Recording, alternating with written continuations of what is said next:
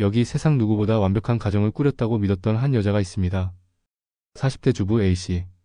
그녀에게 남편은 세상에 둘도 없는 자상한 사람이었습니다.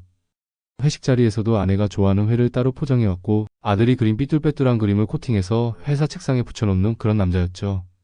7살 아들은 부부의 세상 그 자체였습니다. 2년 전 어느 날 바로 그 자상한 남편이 피아노 학원 전단지를 들고 왔습니다. 여보, 우리 아들 감성 교육이 필요할 것 같아. 이 학원 원장님이 그렇게 친절하고 잘 가르친다네. A씨는 남편의 섬세함에 또 한 번 감동했습니다. 남편이 직접 알아보고 추천한 곳이니 의심의 여지가 없었죠. 학원 원장은 A씨와 비슷한 또래의 서글서글한 인상을 가진 여자였습니다. 처음 상담을 받으러 간 날 그녀는 어씨에게 말했습니다. 어머님, 걱정 마세요.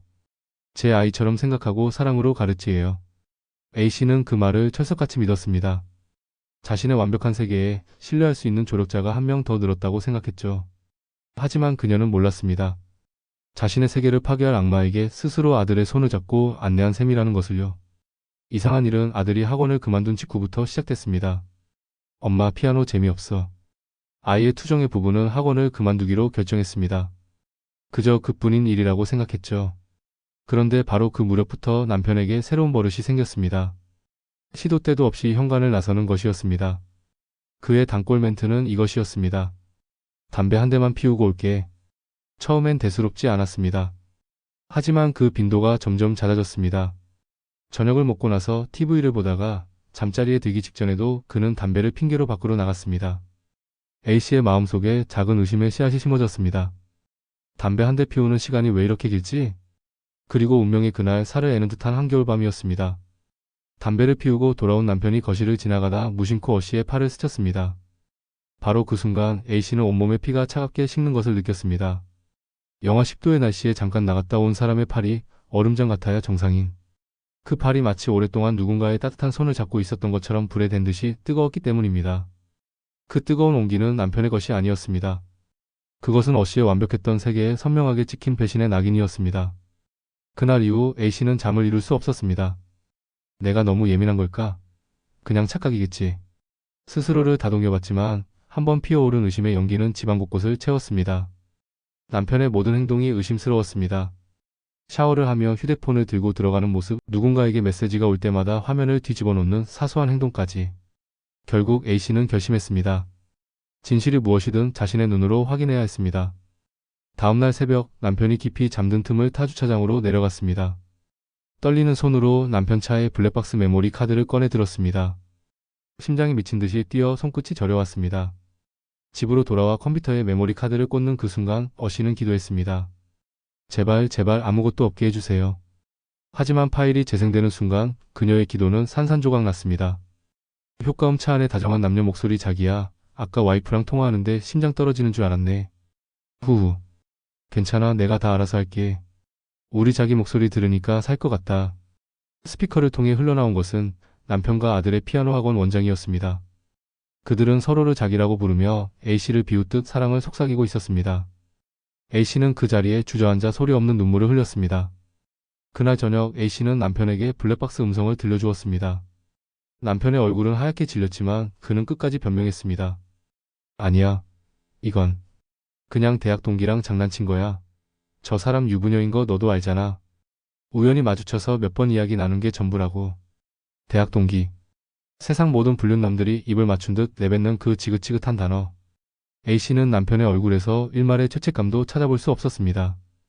A씨가 혼란과 배신감에 몸부림치던 며칠 뒤 상상조차 못한 일이 벌어집니다. A씨의 휴대폰에 모르는 번호로 전화 한 통이 걸려온 겁니다. 발신자는 바로 그 피아노 학원 원장이었습니다. 그녀는 A씨가 전화를 받자마자 악마와 같은 목소리로 소리치기 시작했습니다. 야, 내가 뭔데 나한테 전화를 해? 내가 너 때문에 분해서 잠도 못 잤어. 그래, 좋게 말할 때 못 알아들었지? 내 남편? 그 인간 바닥까지 내가 다 까발려 버릴 테니까 너도 각오해. 나 가만히 안 있어. 여러분, 이게 상식적으로 이해가 되십니까? 불륜을 저지른 상간녀가 본부인에게 먼저 전화를 걸어 내 남편을 폭로하겠다며 협박을 하는 이 상황. 이것은 단순한 분노 표출이 아니었습니다. 나는 내 남편의 비밀을 더 많이 알고 있다. 그러니 섣불리 나를 건드리지 마라. 이것은 A씨의 모든 것을 빼앗겠다는 소름 끼치는 선전포고였습니다. 상간녀의 전화를 받고 A씨는 정신을 차렸습니다. 더 이상 망설일 시간이 없었습니다. 그녀는 남편 휴대폰에 통화 녹음 앱을 설치해 결정적인 증거들을 수집했고 변호사를 찾아가 상간녀 소송을 제기했습니다. 법정에서의 그녀는 더욱 가관이었습니다. 피고인석에 선 상간녀는 마치 비련의 여주인공처럼 눈물을 뚝뚝 흘리며 이렇게 말했습니다. 존경하는 재판장님, 저는 피해자입니다. 저 남자가 저를 강간했습니다. 제가 거부할 때마다 스토킹을 일삼았고 저는 무서워서 어쩔 수 없이 만남을 이어간 것뿐입니다. 방청석이 술렁였습니다. 하지만 A씨는 냉정하게 증거를 제출했습니다. 블랙박스 속에서 서로를 자기라고 부르며 웃던 음성, 통화 녹음 속에 담긴 그들의 은밀한 대화들. 증거 앞에서 상간녀의 연기는 산산조각 났습니다. 결국 법원은 A씨의 손을 들어주었고 상간녀는 위자료를 지급하라는 판결을 받았습니다. A씨는 그 길로 남편과 이혼 서류에 도장을 찍었습니다. 모든 것이 끝났다고, 지옥이 끝났다고 생각했습니다. 하지만 여러분, 진짜 지옥은 법의 심판이 끝난 그 이후에 시작되었습니다. 그 상간녀는 패소 판결을 받고도 여전히 같은 동네, 바로 그 자리에서 버젓이 피아노 학원을 운영하고 있습니다.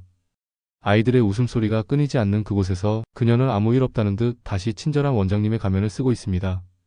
그것으로도 모자라 그녀는 자신의 죄를 덮기 위해 더 끔찍한 거짓말을 퍼뜨리기 시작했습니다. 동네 학부모들에게, 주변 상인들에게 이렇게 말하고 다닌다고 합니다. 제가 억울하게 당한 거예요. 저 부부가 처음부터 작정하고 저한테 접근해서 돈을 뜯어낸 거예요. 제가 순진해서 꽃뱀 부부한테 사기당한 거라고요. A씨는 매일 아침 일을 가기 위해 그 여자의 학원 앞을 지나쳐야만 합니다. 간판을 볼 때마다 심장이 철렁 내려앉고 숨이 턱 막힙니다. 자신의 가정을 파괴한 여자가 자신의 아이와 같은 아이들을 가르치고 있는 그 모습을 매일같이 목격해야 하는 고통. 법의 심판은 끝났지만 A씨에게 내려진 형벌은 끝나지 않은 것입니다. 법은 죄를 단죄했지만 그녀의 뻔뻔함까지는 처벌하지 못했습니다. 만약 이 파렴치한 거짓말쟁이가 여러분의 아이가 다니는 학원의 선생님이라면 여러분은 아이의 손을 계속 그곳으로 보낼 수 있겠습니까? 댓글로 여러분의 지혜와 분노를 함께 나눠주시길 바랍니다. 구독과 좋아요를 눌러주시면 콘텐츠를 만드는 데 큰 힘이 됩니다.